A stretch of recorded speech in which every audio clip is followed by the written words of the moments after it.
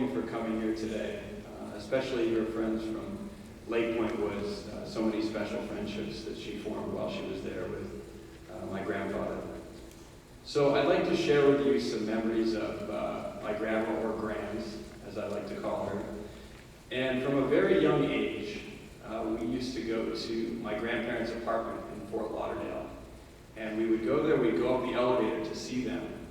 And this was very different from my other grandparents who lived on a farm in Missouri. So they soon became known as Grandma and Grandpa Elevator and Grandma and Grandpa Farm. And so they were very active in their community in Fort Lauderdale. She was the vice president of her condo association in Fort Lauderdale. And they were always active playing golf all the time. She played golf until she was 87 years old. And I remember the first time that I played golf with Grandma, I was amazed to find out that she never hit the ball more than 100 yards out, but it was always straight down the fairway.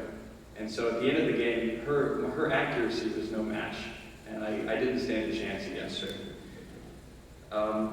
So she was very involved in her community, helping out with other people, knitting quilts in this church here, baking scones, especially for Uncle Bob and anyone else who was lucky enough to get on her list.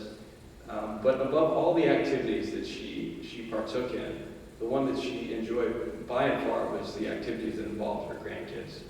Whether it was scouting or sporting events or Grandparents' Day, which was especially a favorite of hers. She was always there, and especially to help out whenever things got a little too hectic for our parents. And I was talking to Aunt Joan just the other day, and she said, when Kevin was younger, he had an earache, and things started to get a little bit worse, and Kevin was in a lot of pain, and he turned to Aunt Joan and he said, "Mom, this is pretty bad. You should call Grandma." And so she was always there at a moment's notice and ready to help. But we didn't always make it easy for Grandma. It started very early. Kevin and Chris were the troublesome twosome.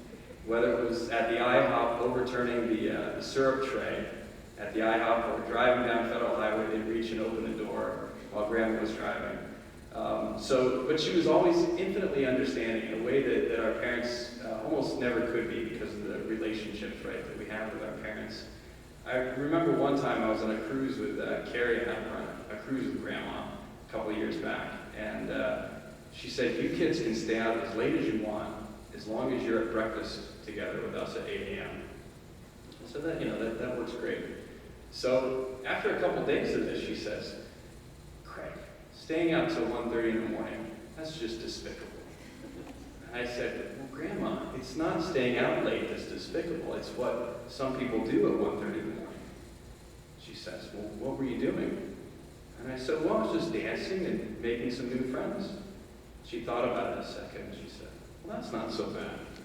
So she was always understanding and always had a very unique perspective to offer to her grandchildren, especially in some of the biggest questions that we would face in life.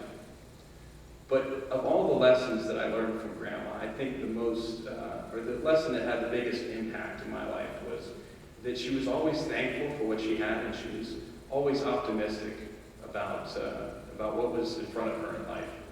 And she would often tell me stories about living in the Depression, World War II, and she would say that, we wouldn't drive the car around because there wasn't gas to put in the car, there wasn't rubber to make the tires. And when Grandpa came back from the war, there weren't houses to be bought, so they went and lived with her parents. But throughout all this, she always said, we did the best with what we could, and we had a great time doing it. And so it was her great outlook on life and her giving spirit that has had such a positive impact on all of us gathered here today. And one of the reasons that I'm truly blessed to have been her Craigie.